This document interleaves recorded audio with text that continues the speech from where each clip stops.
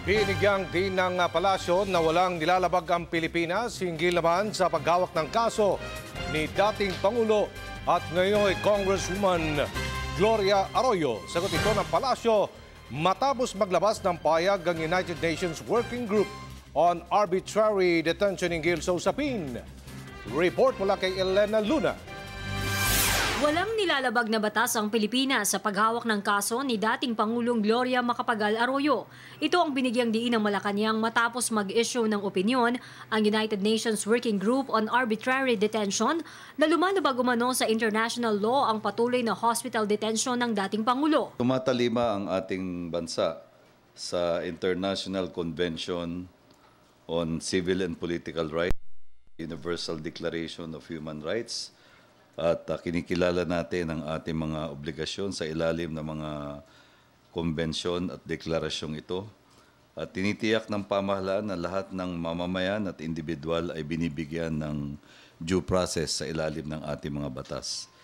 At si dating Pangulong Arroyo ay nabigyan at patuloy na binibigyan ng due process. Siya ay sumasailalim sa iba't ibang prosesong legal ayon sa ating batas. Nakasaad sa opinyon ang apela sa pamahalaan ng Pilipinas na payagang makapagpiyansa si Arroyo.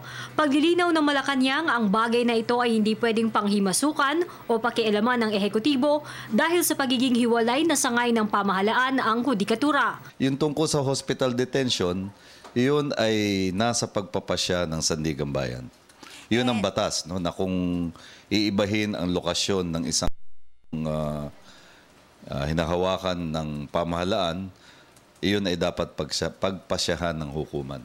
Kaya Sandigan Bayan ang may jurisdiction. Nilinaw rin ng palasyo na ang nagpahayag ng opinyon patungkol kay Arroyo ay isang simpleng working group. Hindi pa ito aniya ang General Assembly ng UN o kaya Security Council na binubuo ng lahat ng mga miyembrong bansa sa buong mundo. Pagkaganon man, igagalang ng Pilipinas ang proseso dito kung kaya ihahanda na ang angkop na tugon. Yun ay mga opinyon, no, ng mga individual. Ang mahalaga sa posisyon ng ating pamahalaan ay yung pagsasabi na naaayon sa batas yung lahat ng isinasagawang proseso patungkol sa dating Pangulong Arroyo. Kung meron sila mga opinyon o pananaw hinggil sa ating sistema, karapatan nila yun. No? Basta malinaw ang ating pamahalaan, hindi tayo sumasang-ayon sa pananaw na inihayag nila. Para sa Telebisyon ng Bayan, Elena Luna.